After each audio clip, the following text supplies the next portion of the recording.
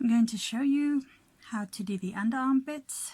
This is the completed yoke with the pyramid picots on the sleeves, and on the back here I've already done half double crochet up to the first stitch marker.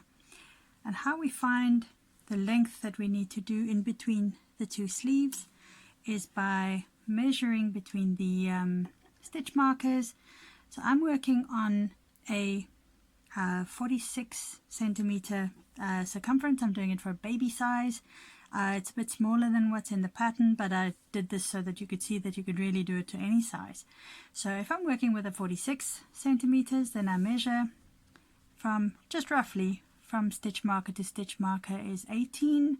So I've got 18 plus 18 is 36 centimeters, and so I've got 10 centimeters that I need to do in between these two in total, so 5 and 5 on each side to get me to 46 centimeters. But I'm going to give it a tiny little bit extra because you don't want the sleeves to be too tight. So whatever your chest circumference is, you add a tiny little bit so that it just fits loosely and it isn't too tight on the body, and it gives a bit of wiggle room. So instead of 5 centimeters on each side, I'm going to do 7. Now I'm going to do it using chain stitch, but the pattern also says that you can do it with a foundational half double crochet, which gives a little bit more stretch. It's actually ideal. So that's the last half double before the stitch marker, and then I'm going to slip stitch into, not into the stitch there, but into the base of the stitch here to anchor it a little bit better. So there's the slip stitch, and then I'm going to be chaining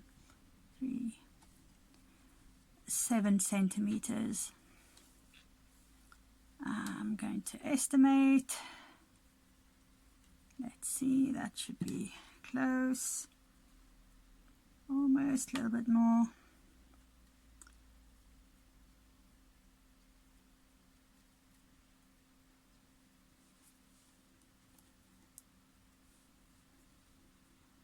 Right, I'm going to take one off. It's a little much, but yeah, that's pretty much 7 centimeters.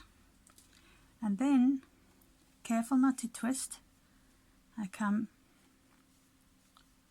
to the opposite side where the other stitch marker is, and I anchor it, into the same stitch as the marked stitch with the slip stitch, and then I carry on in half double crochet up to the next point.